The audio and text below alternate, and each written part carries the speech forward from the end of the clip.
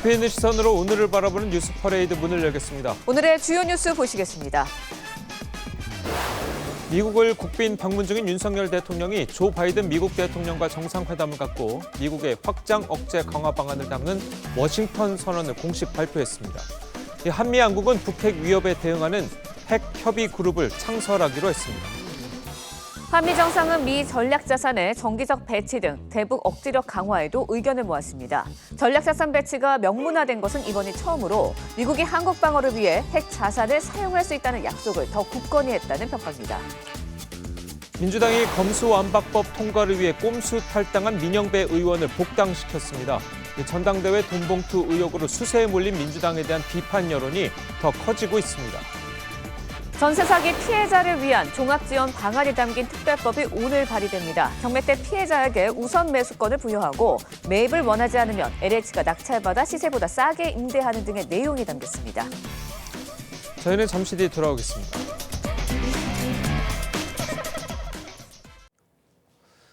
미국을 국빈 방문 중인 윤석열 대통령이 바이든 미국 대통령과 정상회담을 가졌습니다.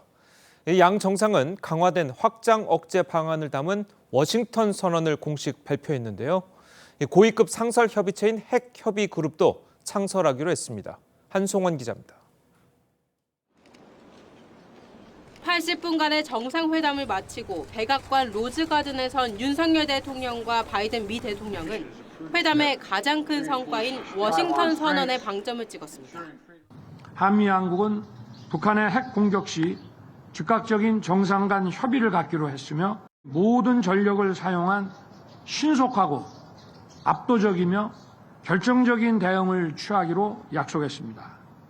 A nuclear attack by North Korea against the United States or its allies or partisans or partners is unacceptable and will result in the end of whatever regime were to take such an action.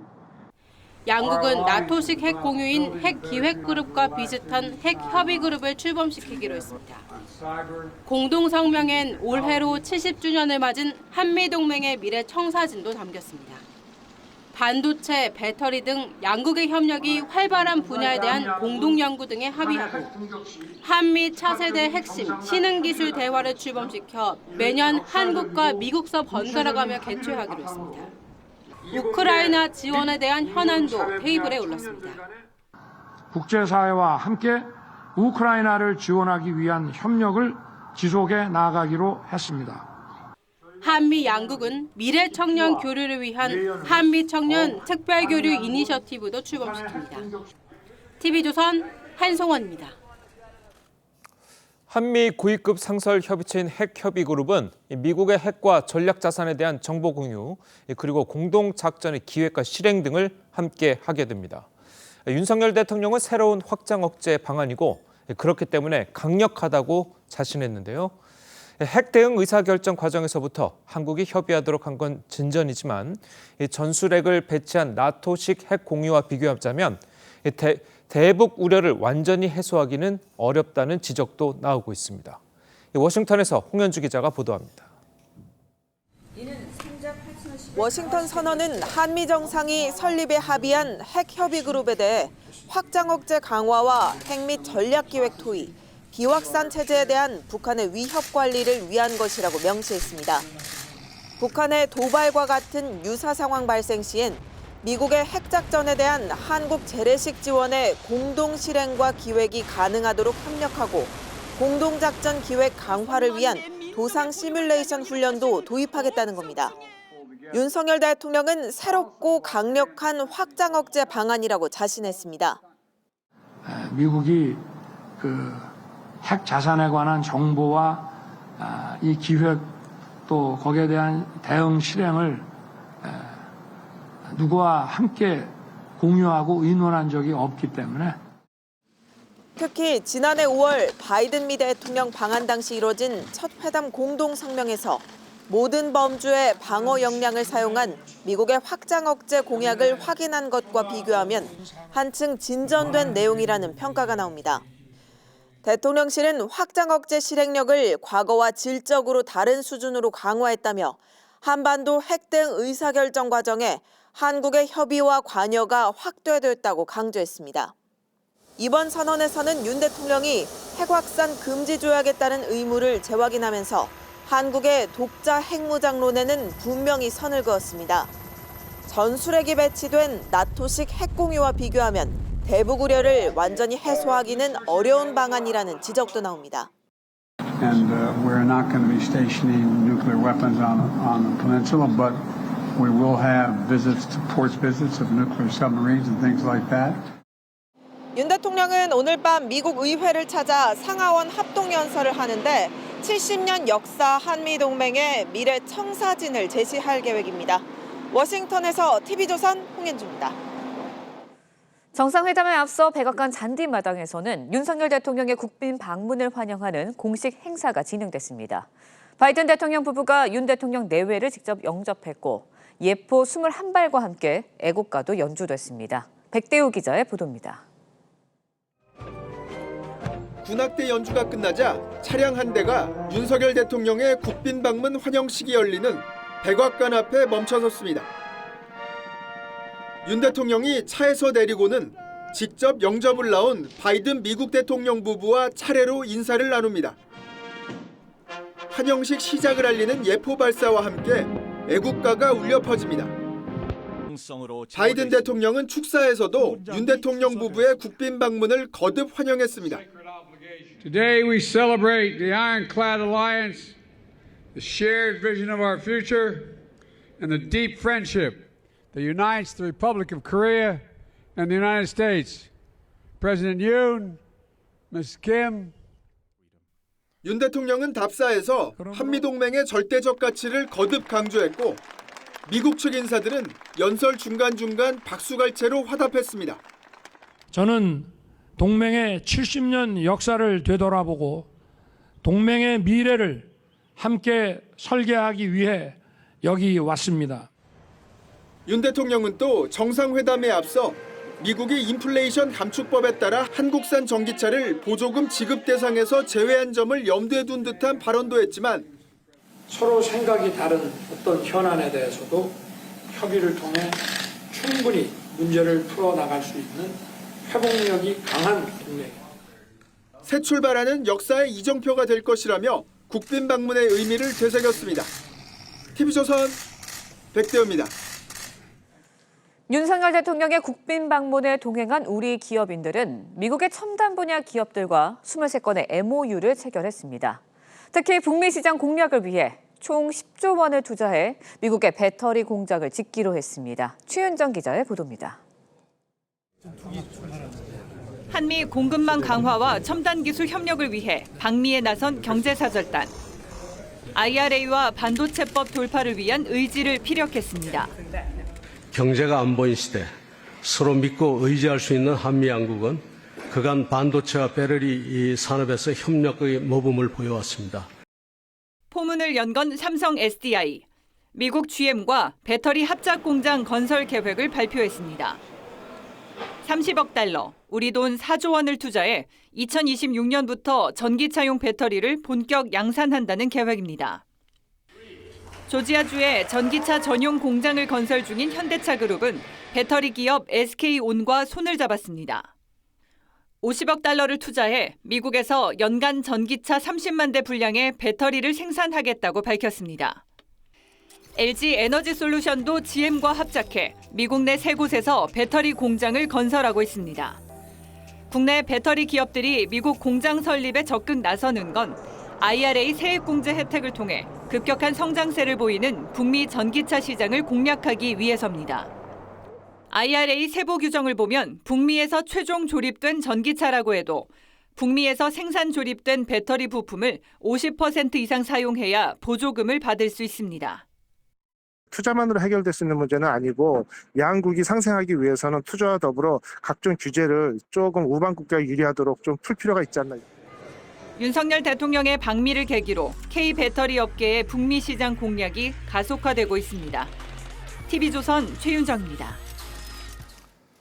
보신 대로 한미 정상이 강화된 확장 억제 방안을 담은 워싱턴 선언을 채택했습니다. 네, 관련 내용 김재천 서강대 국제대학원장과 함께 자세히 짚어보도록 하겠습니다. 안녕하세요. 안녕하세요. 네, 안녕하십니까. 자, 먼저 양국 정상의 워싱턴 선언 내용부터 들어보시고 이야기 나눠보겠습니다. 확장 억제를 획기적으로 강화하기로 했습니다. 이러한 의지를 워싱턴 선언에 담았습니다. 한미양국은 북한의 핵 공격 시 즉각적인 정상 간 협의를 갖기로 했으며 이를 통해 미국의 핵무기를 포함하여 동맹의 모든 전력을 사용한 신속하고 압도적이며 결정적인 대응을 취하기로 약속했습니다. 새로운 확장 억제 시스템을 구체적으로 작동시키기 위해 핵 협의 그룹을 창설하기로 했습니다. 자, 이번에 한미동맹 70주년에 맞춰서 열린 한미 정상회담, 이 워싱턴 선언이 채택이 됐는데, 네네. 자, 원장님 보시기에 가장 핵심은 어디에 있다고 보십니까? 일단 여태까지 한국과 미국 당국자 사이에서요. 예. 이 확장 억제를 강화시키기 위한 다양한 논의가 진행되어 왔습니다. 예. 그래서 한국이 기획 단계에서부터 그리고 훈련도 좀 같이 하고 그다음에 실질적으로 미국이 전략 자산을 전개하는 어떤 그런 결정 과정에도 한국이 참여하기로 했다라는 얘기가 흘러나왔는데요. 예. 이런 것들이 한 번도 문건화된 적이 없었습니다. 실제로 미국이 확장 억제를 유럽의 나토 동맹국들에게도 제공을 합니다. 그리고 아시아의 핵심 동맹국에도 제공을 하는데 예. 이게 전부 다 맞춤형이지만은 다 문건화되어 있지 않습니다. 물론 비밀 문건이야 있겠지만 이걸 공개하지 않았는데 여태까지 논의가 어떻게 보면 집대성해서 문건화됐다. 그것도 정상회담 후에 별도의 공동선언문 워싱턴 선언에 네. 이게 명기돼서 나왔다라는 것은 굉장히 획기적인 일이라고 생각합니다. 예. 네, 확장 억제의 공식화가 굉장히 획기적이라고 말씀해 주셨는데 워싱턴의 핵심 또 한미 간의 핵협의 그룹의 신설이라고 볼 수 있을 것 네네, 같습니다. 맞습니다. 어떤 의미를 갖고 있는 건가요? 이 미국이 유럽의 나토 동맹국들과는 핵 공유 네. 프로그램을 가동하고 있습니다. 그러한 핵 공유 프로그램을 가동하기 위해서 핵 기획 그룹이라는 것을 또 가동하고 있어요. 그런데 이제 한국과 미국 사이의 핵 협의 그룹 이름부터 예. 좀 비슷하지 않습니까? 네. 일부러 이름을 좀 비슷하게 지었다고 생각을 하는데요. 이런 핵 협의 그룹을 상시에 가동한다라는 것은 어떻게 보면은요, 제가 조금은 과장하는 거일 수도 있겠지만은 한국과 미국 사이의 핵 공유를 시작할 수 있다. 시작하기로 했다라는 의미로도 해석할 수 있을 것 같아요. 핵 협의 그룹이라는 것은 이제 뭐 어떻게 꾸려나가느냐에 따라서 뭐 실질적으로 많은 성과를 도출할 수도 있을 것 같은데요.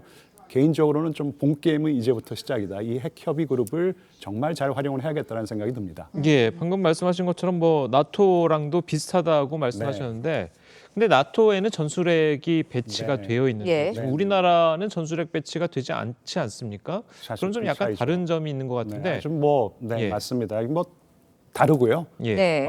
그다음에 정확히 지금 지적을 하셨는데 나토는 핵 공유 프로그램을 운영하기 위해서 지금 미국의 전술핵이 이 유럽에 네. 배치가 되어 있습니다. 예. 그런데 한국 같은 경우에는 지금 미국의 당국자가 이번에 전화 브리핑을 통해서 명백히 했는데요.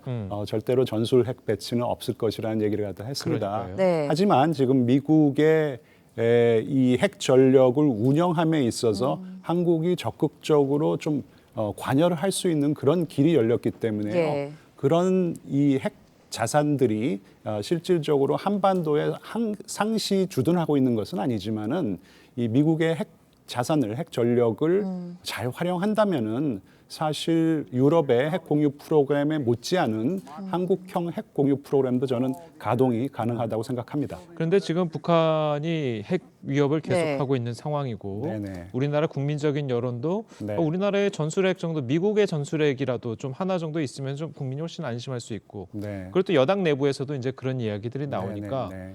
좀 이번 건은 좀 아쉽지 않나, 네. 자, 그런 이야기들이 나오는데요. 미국이 이렇게 우리나라에 핵을 두기를 조금 꺼려하는 듯한 그런 모습은 왜 그런 건가요? 미국은 이 핵 비확산 체제의 어떤 원활한 가동을 책임져야 하는 의무도 있습니다. 예. 지금 뭐 러시아도 그렇고 북한도 그렇고 사실 핵을 선제적으로 사용하겠다라는 위협도 있고 나오고 있는 상황이고 그러니까요. 그다음에 중국 같은 경우에도 지금 핵 무기 예. 전력을 증강시켜서 미국의 버금가는 지금 핵무기 국가로 거듭나겠다라는 이런 상황이 때 핵 확산이라는 것이 상당히 지금 우려스러운 상황에서 여태까지 보면은 사실 한국은 굉장히 모범적인 중견 국가, 모범적인 NPT 체제의 일원이었었는데 네. 지금 한국에서의 여론이라는 것이 지금 심상치 않거든요. 그러니까요. 많게는 76%의 국민이 지금 자체 핵 개발을 지지하고 있고 적게는 한 54%, 최근의 조사는 54% 정도 나오더라고요. 네. 굉장히 우려스러운 상황입니다. 그래서 이런 것을 조금 잠재우기 위해서 미국 나름대로는 굉장히 획기적인 어떤 그런 지금 이 명문화 과정도 지금 뭐 지금 공개를 갖다 한 것이고요. 그 다음에 미국의 이 핵 잠수함입니다. 네. 그러니까 핵 추진 잠수함이 아니고 핵 공격 잠수함을 상시에 배치하지는 않겠지만은 정기적으로. 네. 더 자주 이 굉장히 좀 북한 입장에서는 두려운 것이요.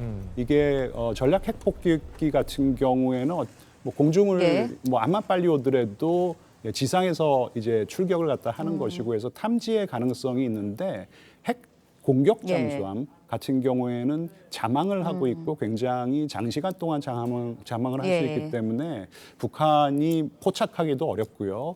그리고 뭐 사거리도 상당히 길기 때문에 북한 입장에서는 굉장히 두려운 실질적으로 억지 효과가 네. 꽤 나타날 수 있을 것 같거든요. 네. 그래서 이제 그러한 쪽으로 조금 뭐 보강을 네. 하고 있다라고 좀 이해를 해야 될 것 같습니다. 네, 말씀 주신 것처럼 바이든 대통령 한국의 핵 확산 방지 조약 준수를 재차 강조했습니다. 관련 내용 듣고 이야기 이어가겠습니다.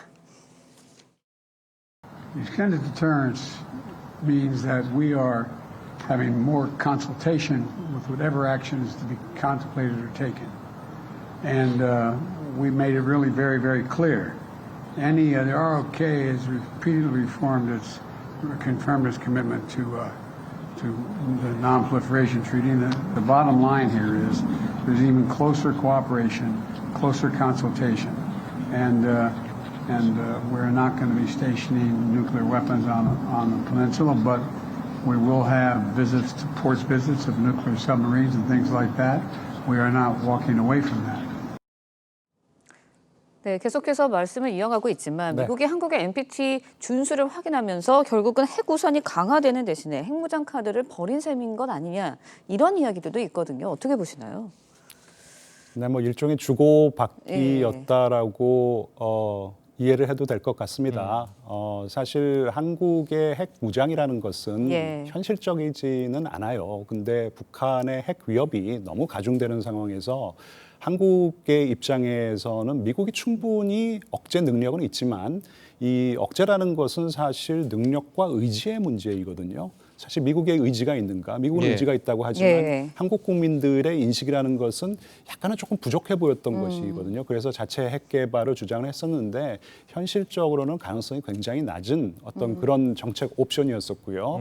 하지만 미국 측에서는 굉장히 부담이 됐었던 것도 사실이고 그다음에 미국이 확장 억제 강화를 추진함에 있어서 어떤 그런 여론이 조금 배경이 됐던 거는 사실입니다. 그래서 이 정도 선에서 이제 마무리를 하고요. 그러니까 한국이 자체 핵 자체 핵무장을 예. 하기보다는 미국의 확장 억제, 특히 지금 발족하기로 한 이 핵 협의 그룹이라는 것을 잘 활용을 해서 실제로 미국의 핵 전력 자산, 핵무기가 전개됨에 있어서 한국이 충분히 많은 의견을 갖다가 반영시킬 수 있도록 노력을 하는 것이 보다 현실적이라고 생각합니다. 그러면 이제 기존에 그 우리나라에도 이제 핵우산이 발동이 되고 있지는 않았습니까? 발동이 되고 있었었는데 그럼 이번에 핵 협의 이것이 조금 기존에 있던 핵우산에 좀 더 발전된 겁니까? 어떻습니까? 어떤 부분이 가장 발전됐다고 봐야 됩니까? 그러니까 뭐 핵 우산이 전개가 되지만 전적으로 미국이 언제 얼마큼 뭐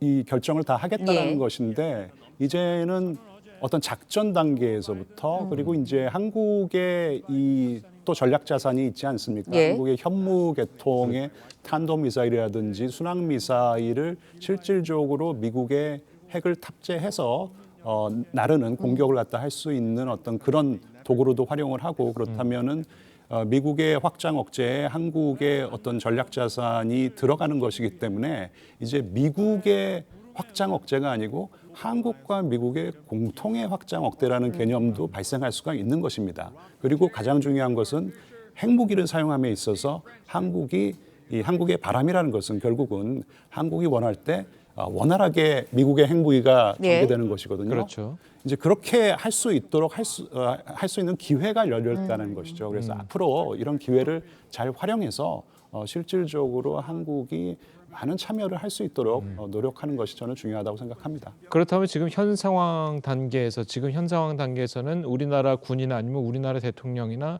아니면 우리나라 국민이 핵무기를 사용해야겠다고 이제 마음을 먹었을 때 네. 당장 사용할 수 있는 건 아니죠. 미국 대통령의 네. 이제 뭐 발사 예. 지시라든지 이런 게 네. 있어야 되는 거죠. 뭐 그럴 수 있다면 얼마나 좋겠습니까? 그런데 그러니까요. 이제 미국의 확고한 입장은 예. 이번에도 사실 한미 정상회담 전날 예. 이 고위급 당국자가 전화 브리핑을 했어요. 굉장히 이례적인 일이었었는데 네. 그때 했던 얘기 중에 하나가 핵무기 같은 경우에는 전적으로 미국 대통령이 사용 권한을 가지고 있다. 그러니까 미국 같은 경우에는 어떻게 해서라도 조금 덜 내주려고 하겠죠. 예. 네. 그리고 한국 같은 경우는 조금 더 많이 참여하려고 하는 것이기 때문에 그래서 제가 지금서부터 중요하다고 말씀을 드리는 것입니다. 그러니까요. 네. 예, 이 협의 그룹을 갖다가 잘 이용해서 한국이 실질적으로 물론 우리가 뭐 원할 때 핵무기를 바로 사용한다 이거는 사실 뭐 불가능한 얘기입니다. 하지만 실질적으로 많은 인풋을 넣을 수 있도록 노력을 많이 적극적으로 더 개진을 해야겠죠. 알겠습니다. 네. 워싱턴 선언에 대한 이야기 해봤고요. 이번 정상회담의 가장 큰 이슈 중 하나였던 반도체법, 인플레이션 감축법 관련 이야기도 해보도록 하겠습니다. 먼저 양국 정상의 목소리 들어보시죠. 바이든 대통령은 특히 한국 기업들의 투자와 사업 활동에 특별한 지원과 배려를 아끼지 않을 것이라고 했습니다. 우리는 미국의 인플레이션 감축법과 반도체 과학법이 첨단 기술 분야에서 양국 간 공급망 협력을 더욱 강화시켜 나아갈 수 있도록 긴밀한 협의와 조율을 해 나가기로 했습니다. The reassurance is that it's overwhelmingly in our interest for Korea to do well. No, it is. It's very much in America's interest that Korea do well in the Pacific, very well, because they are one of our most valued partners. We'd like to see them grow, and I mean that sincerely. It's overwhelmingly in the U.S. interest for South Korea to do very well economically.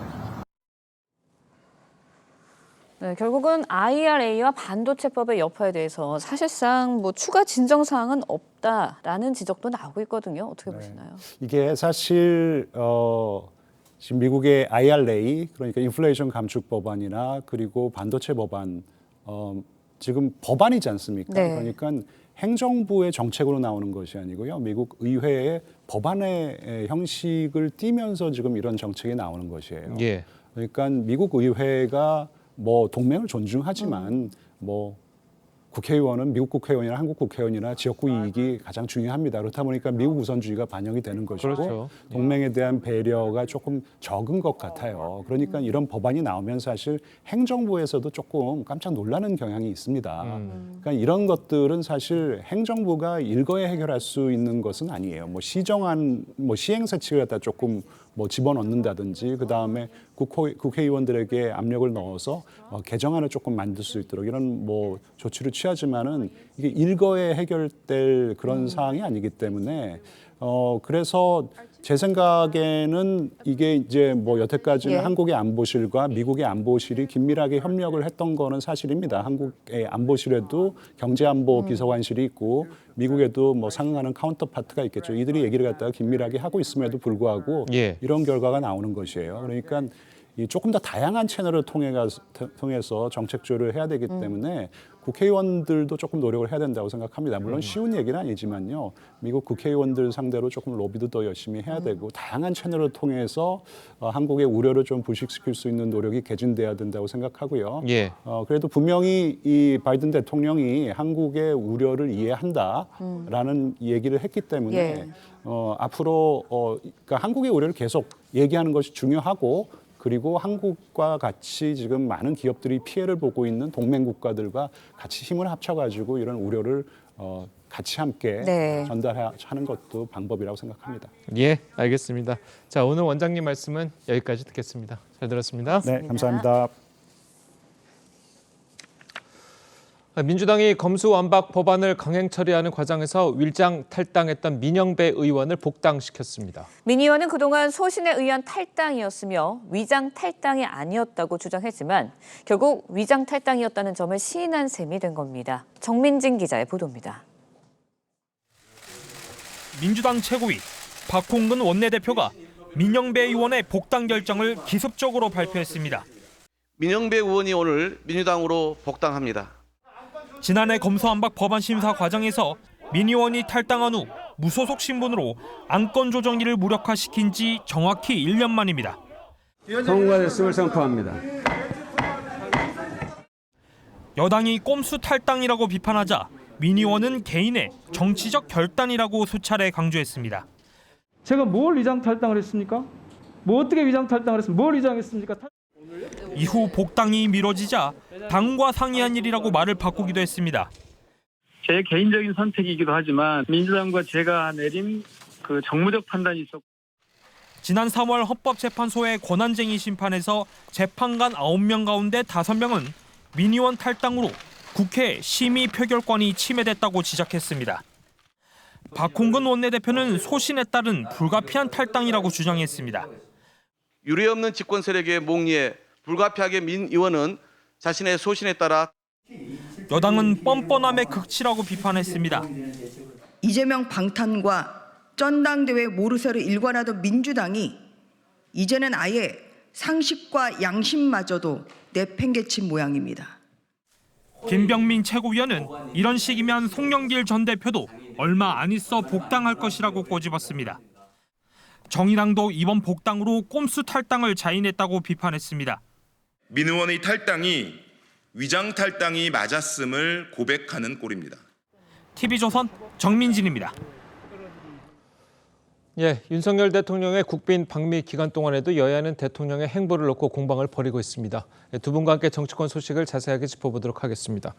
정호김 전 새누리당 의원 그리고 김종욱 전 민주연구원 부원장 나오셨습니다. 안녕하세요. 자, 이 한미 정상의 워싱턴 선언에 대해서 여야가 공방을 이어가고 있습니다. 민주당 장경태 의원이 윤 대통령이 또 미국에서 환영 나온 아동의 볼에 입맞춤을 한 장면을 문제 삼았는데요. 직접 한번 들어보시겠습니다. 미국에서는 아이가 동의를 하지 않는 경우에 아이의 입술이나 신체의 다른 부분에 키스하는 것은 성적 학대 행위로 간주되고 있습니다. 이러한 행위는 심각한 범죄로 간주되고 심각한 법적 결과를 초래할 수도 있으며 이 장경태 의원이 이제 대통령의 행동이 이 미국에서 이 아동에 대한 법률 위반이다. 자, 이렇게 주장을 했습니다. 자, 이런 지적을 타당하다고 보십니까? 어떻습니까? 전혀 타당하지 않죠. 그래서 지금 국민의힘에서 전직 대통령들이 해외 순방 갔을 때 또 외국의 대통령들이 정상회담을 할 때 화동들한테 뽀뽀하는 장면을 여러 장 올리기도 했던데요. 특히 우리나라의 여성 외교부 장관 재임 시절에 유엔에서 회의를 하지 않습니까?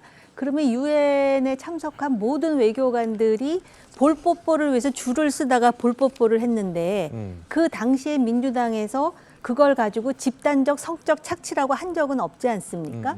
그러니까 물론 야당이 대통령이나 또는 뭐 여당을 공격하는 건 좋지만 지금 공격할 만한 거리로 공격했으면 좋겠어요. 이거는 사실 반격하기도 무가치한 일이라고 저는 생각해요. 알겠습니다.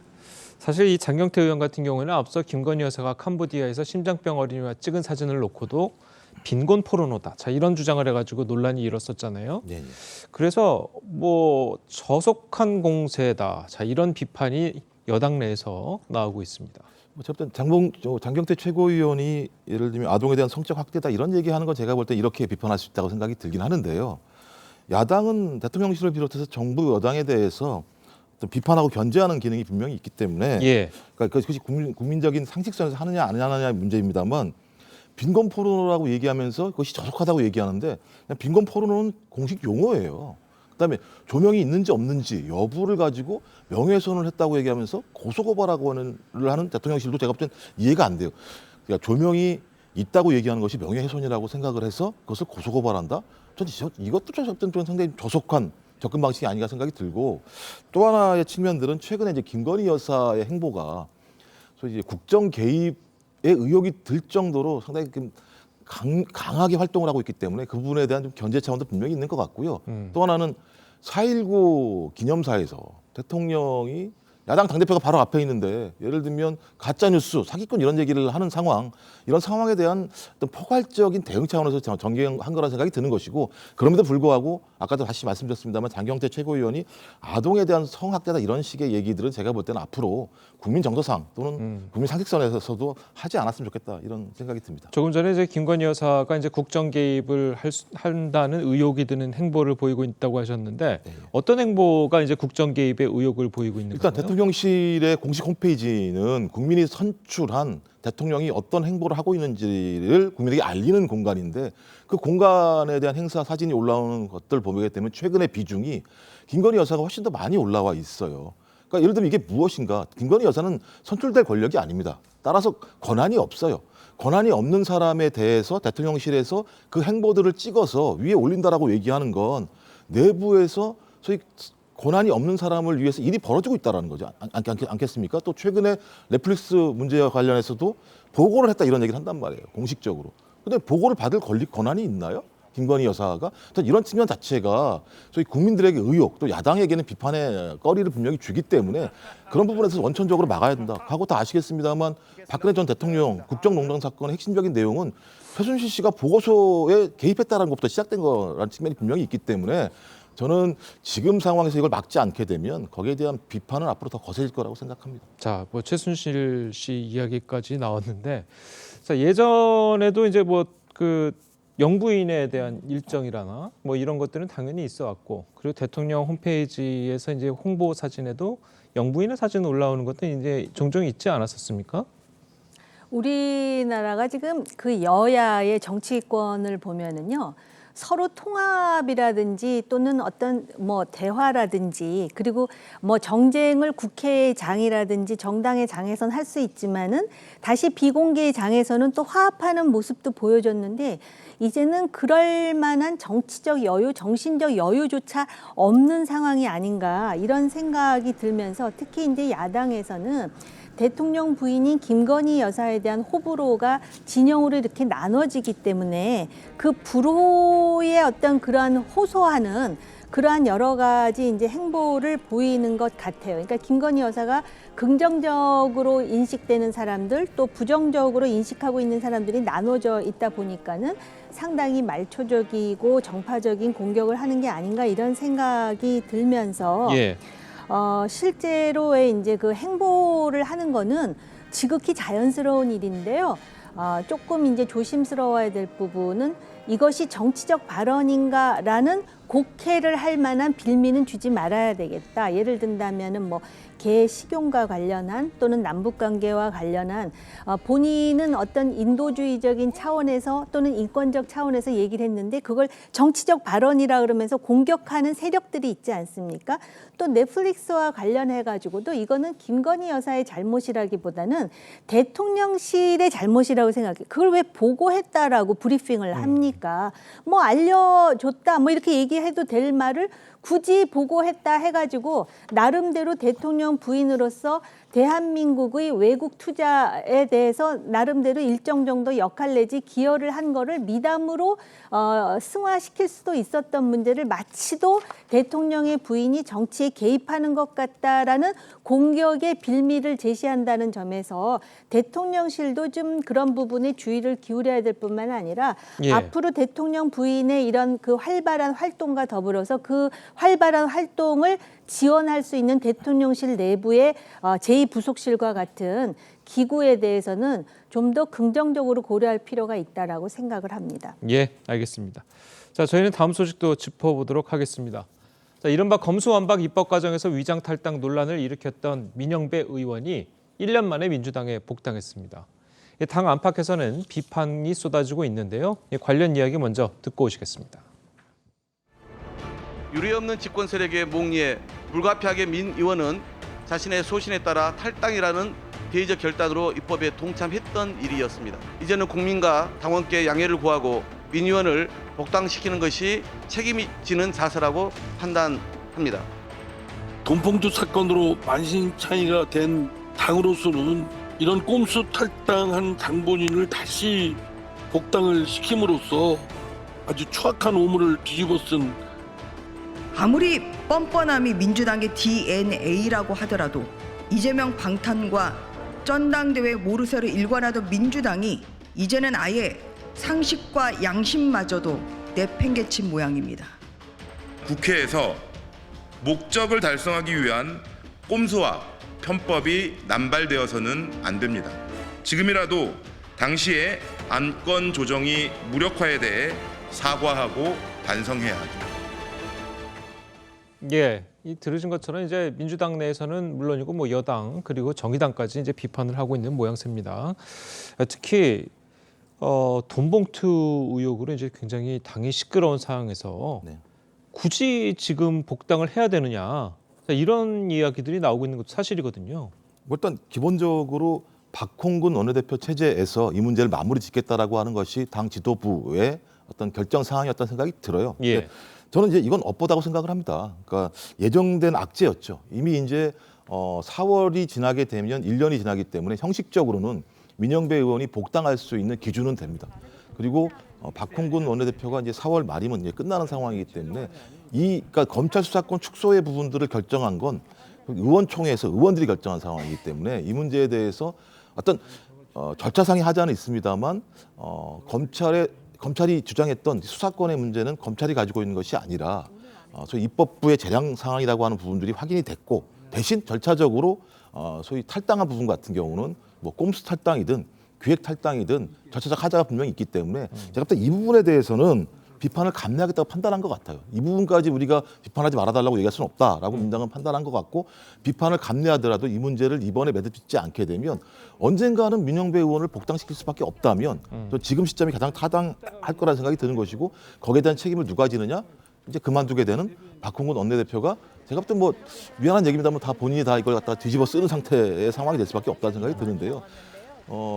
제가 생각하더라도 민영배 의원이 자신의 어떤 결단이라고 얘기합니다만 결론적으로는 당과의 충분한 얘기가 있었지 않겠습니까? 좀 그런 측면에서 저는 뭐 민주당도 마찬가지로 앞으로 소위 기획 탈당, 꼼수 탈당이라는 비판에 대해서 뭐 아니다, 기다 이렇게 얘기할 필요 없이 그걸 좀 인정을 하고 국민에게 또 사과를 드리고 대신 그 순수한 의도는 검찰의 수사권을 갖다가 축소하려고 했던 의도였었고 그 부분에 대해서 헌재가 인정한 측면이 분명히 있기 때문에 이 두 가지를 좀 국민에게 설명하는 자리는 좀 분명히 필요할 거라고 생각을 합니다. 예, 방금 헌재를 언급해 주셔서 말인데 이 헌법재판소에서 이제 다른 의견으로 냈던 것이 이 민원배 의원의 탈당이 국회의원의 심사권을 침해했다. 자, 이렇게 절차상의 문제를 지적하기도 했었습니다.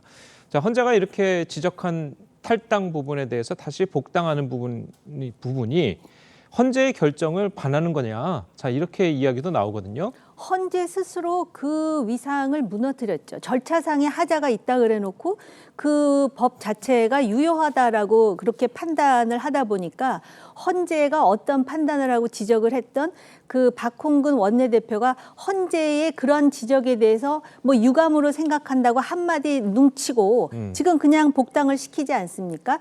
더더군다나 지금 김 교수 말씀하셨듯이 새 원내 지도부라든지 현재의 당 지도부에 부담을 주지 않기 위해서 나가는 원내 지도부가 마치던 논개처럼 끌어안고 간다. 이게 아마 정당의 전술로는 상당히 그 효과가 있다라고 생각할지 모르지만 이걸 다 지켜보고 있는 유권자들이 있지 않겠습니까? 이러니까 부동층이 늘어나는 것이고요. 그러니까 위장 탈당 쇼다, 꼼수 탈당이다 이러한 이야기를 하는 것이고요.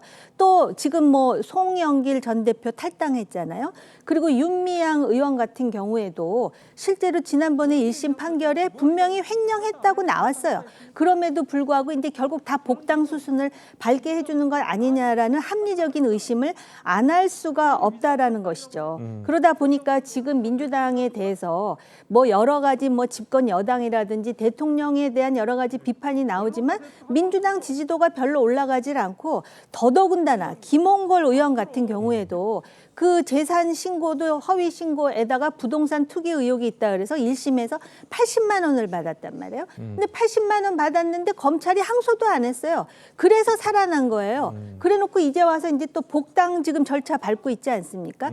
그럼 이런 당을 과연 그 민주당의 토대라고 할 수 있는 호남 지역에서는 어떻게 볼 것인지 부끄러움이라든지 또는 진짜 유권자를 진짜 겸허하게 공복으로서 모신다는 생각이 있으면 이렇게 못하죠. 예. 말씀하신 것처럼 뭐 민영배, 김홍걸, 그리고 윤미향 의원, 그리고 더 나아가서는 얼마 전에 탈당한 송영길 의원까지 이제는 다시 복당하는 건 아니냐. 이런 이야기가 있거든요. 제가 볼 때 이제 국민의힘도 마찬가지인데 벌어지지 않은 문제까지 끌고 와서 비판하려고 하는 것 같은데요. 말씀하신 것처럼 윤미향 의원 같은 경우 지금 재판이 진행 중이기 때문에 절차가 밟아지지도 않고 있는 상황이고 대부분 다 무죄가 나왔어요. 실제로 1심에서는요. 무슨 뭐 예를 들면 죄가 있는 사람을 갖다가 다시 복당시키는 거냐라고 얘기하면 문제가 될지 모르겠습니다만 최종 판결은 나오지 않았습니다만 윤미향 의원 같은 경우 1심에서 대부분 다 무죄로 나왔기 때문에 오히려 민주당 입장에서는 윤미향 의원을 거의 출당시키듯이 했단 말이에요. 따지고 보면은 그 과정에서 민주당이 제가 볼 때는 오히려 좀 문제가 있었던 측면이 있는 거죠. 그리고 송영길 의원도 전 대표도 마찬가지인데요. 송영길 전 대표가 지금 수사도 아직 시작되지 않았는데 수사를 진행을 해서 사법부가 만약에 무죄라고 얘기하면 당연히 복당할 수 있는 거죠. 전 이것까지 문제 제기한다? 그렇게 말씀하시면 예를 들면 국민의힘 같은 경우 박순자 전 의원 지금 이미 구속돼 있지 않습니까? 공천원금 받았다는 얘기로 그다음에 김연아 의원 1년 동안 경찰이 수사하고 있는데 녹음 다 나왔잖아요. 만약에 지금까지 국민의힘이 민주당을 비판하는 논거라고 얘기한다면 그 부분에 대해서도 명확히 말씀하셔야 되는데 자기들에게 있는 어떤 문제에 대해서는 아무런 말씀을 안 하시면서 상대당인 민주당에 문제가 생기면 자기는 정당한 것처럼 정의스러운 것처럼 비판하는 거 전 이해가 안 되고요. 또 하나는 정의당도 마찬가지입니다. 정의당도 저렇게 비판하시는데요. 정의당 원내대표 지금 제가 볼 때 정치자금법 위반으로 1심에서 유죄 판결 받았어요. 그러니까 제가 볼 때 정치권 모두가 자유롭지 못합니다. 그러면 정치권이 국민 앞에 고개를 숙이고 이런 정치적인 잘못된 관행들을 바꾸겠다라고 어떤 나와도 안 될 판에 서로를 공격하는 소재로 사용하는 게 제가 볼 때 좀 우습기도 해요. 예. 그 정치권이 고개를 숙이고 전부 반성해야 된다는 말에 저는 동의를 하는데요. 그럼에도 불구하고 어떤 문제가 발생을 했을 때 이것에 대해서 잘못했다라고 자당이라 하더라도 비판을 하고 또 그것에 대해서 성찰하는 모습이 아니라 너희는 어땠느냐 이런 식으로 정치판이 계속해서 그 논쟁을 벌이다 보면은 실제로 반성하는 정치권을 우리가 만날 수 없다라는 생각이 들고요. 그다음에 이제 국민의힘의 김연아, 박순자의 경우 박순자 전 의원의 경우는 지금 구속 기소가 돼서 재판을 기다리는 상태이고요.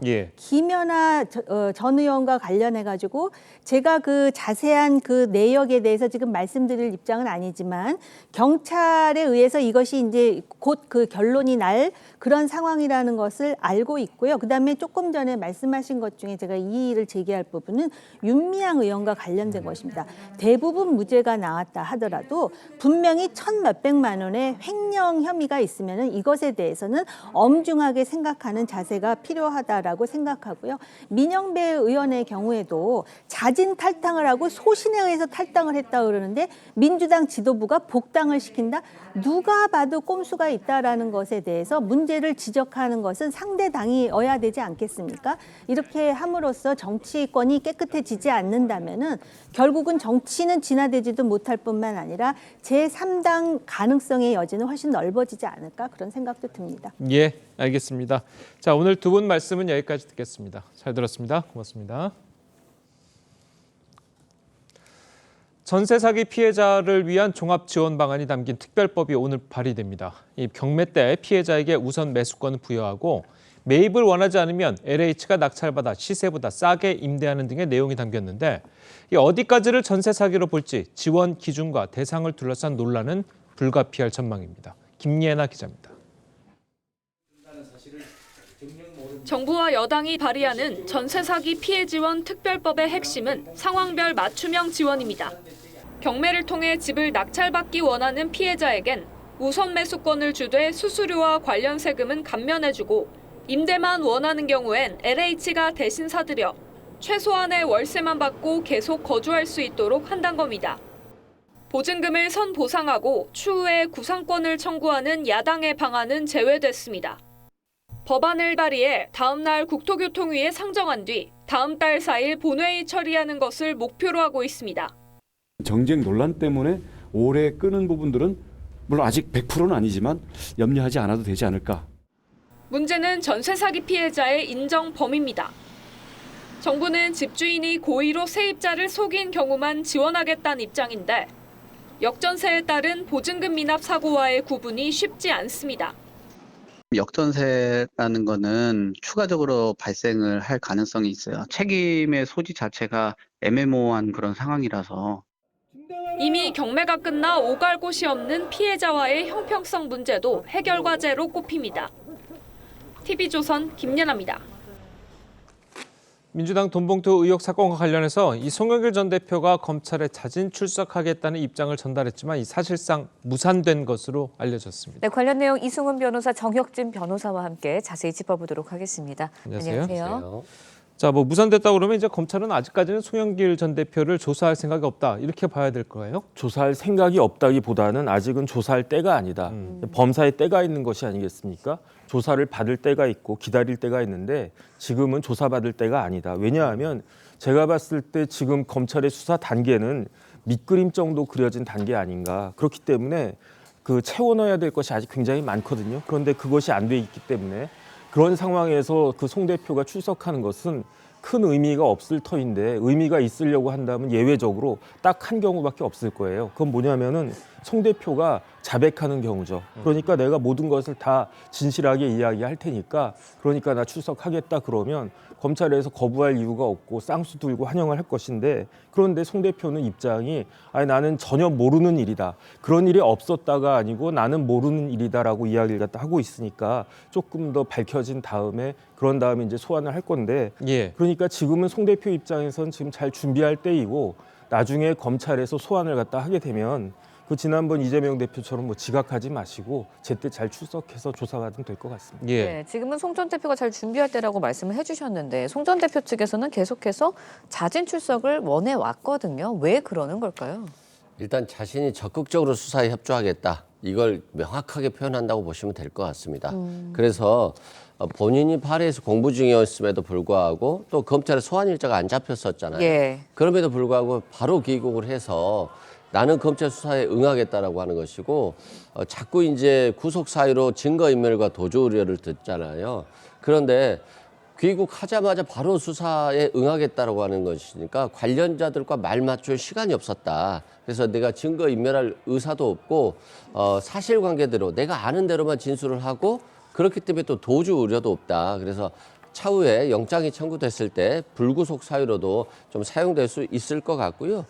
또 송영길 전 대표 입장에서는 정치적인 메시지이기도 해요. 자신은 아는 범위 내에서는 사실대로 말할 것이기 때문에 결코 이 사건을 회피하거나 도주할 생각이 없다. 이런 것들을 명확히 표현했다고 보시면 될 것 같습니다. 예, 말씀하신 것처럼 송 전 대표 같은 경우는 이제 변호사 신분이니까 이런 법적인 거는 너무나도 잘 알 거 아니겠습니까? 네네. 그래서 이렇게 구속영장이 청구될 만한 것을 미리 차단하고 있는 것으로 보이는데 어떻습니까? 제가 봤을 때는 별로 도움이 될 것 같지 않고요.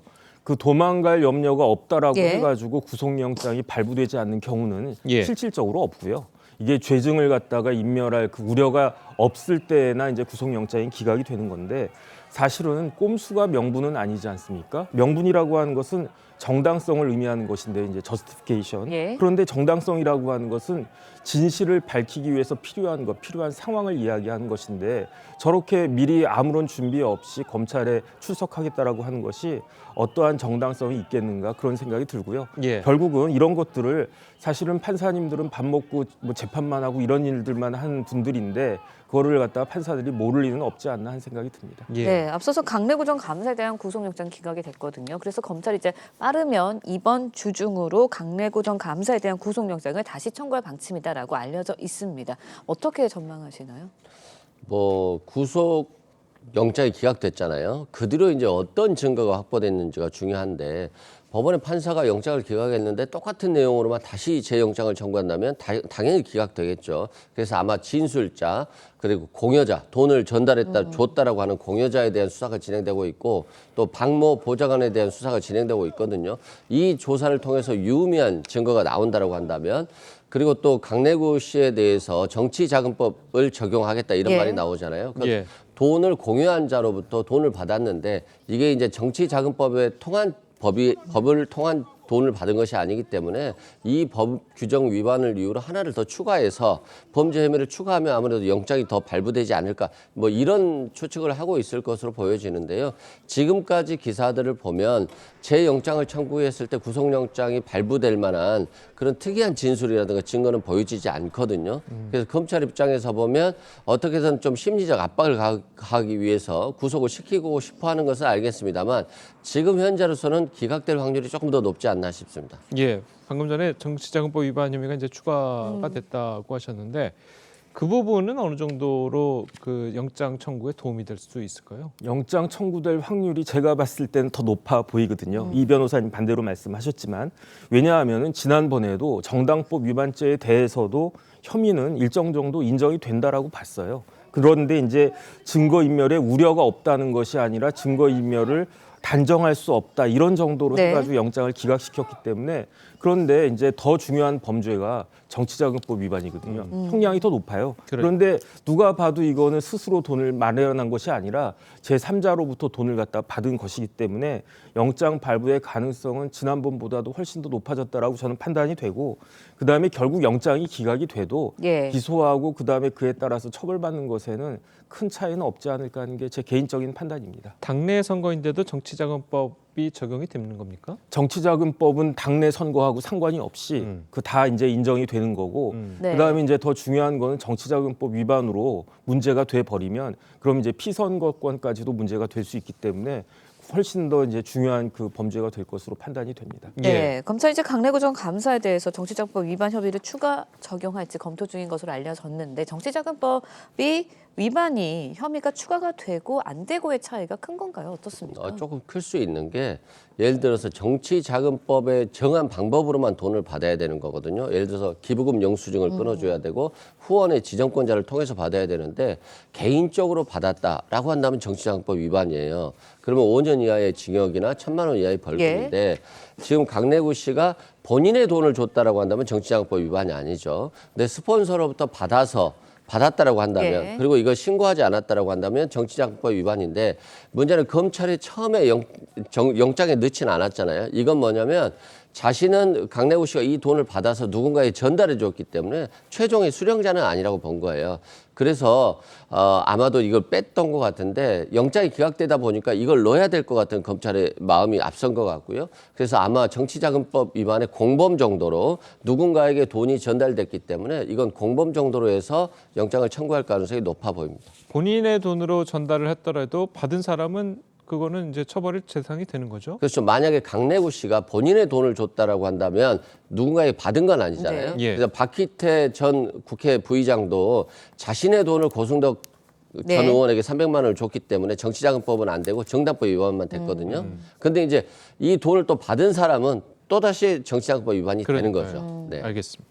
자, 오늘 변호사님 말씀들은 여기까지 듣겠습니다. 네. 잘 들었습니다. 고맙습니다. 고맙습니다.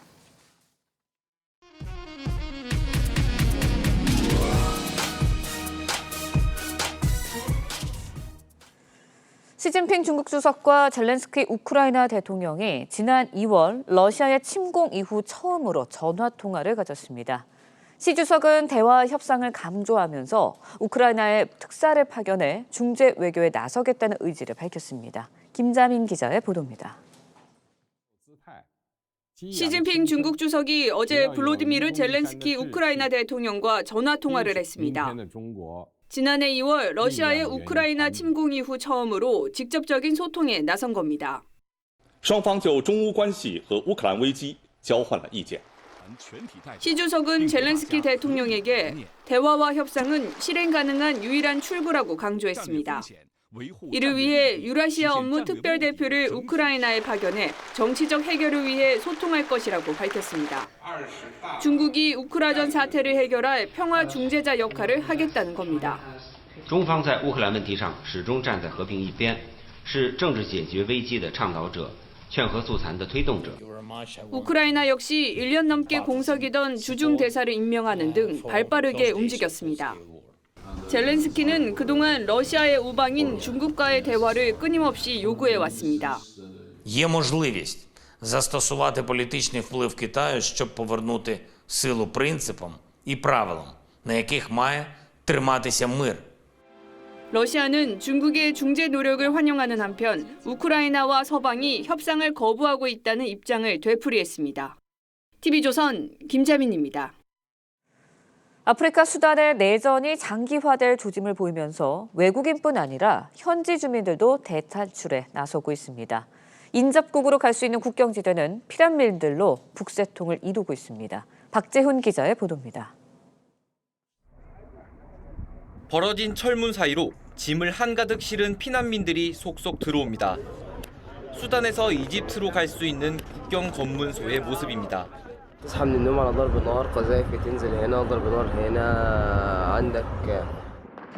미국의 중재로 수단 정부군과 신속 지원군이 72시간 휴전에 합의하며 충돌이 약해진 틈을 타 더 많은 사람들이 피난길에 오른 겁니다. It became very unsafe and there was no more food, electricity.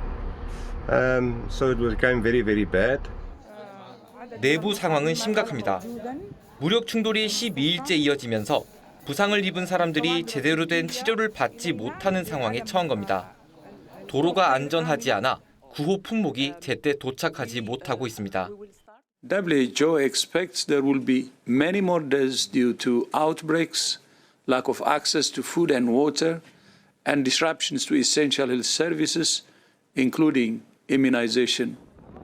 외국인들의 대피가 마무리되고 휴전이 끝나면 무력 충돌은 더 격화될 거란 우려도 나옵니다. TV조선 박재훈입니다. 네, 렌즈에 담긴 그 순간 그 의미를 짚어보는 시간이죠. 사진 기자가 선택한 아침의 한 장입니다. 오늘은 조선일보 사진부 조인원 기자와 함께합니다. 안녕하세요. 오늘 아침에 볼 사진 어떤 건가요? 네, 분홍색 진달래 위에 하얀 상고대가 피어있는 이곳은 덕유산입니다. 어제는 겨울에나 보는 상고대가 덕유산에 피고 강원도에 눈까지 내렸는데요. 곧 5월이 다가오는 요즘 보이는 겨울 풍경들을 사진으로 함께 보겠습니다. 어제 전북 무주의 덕유산 국립공원엔 향적봉과 중봉에 상고대가 피었습니다.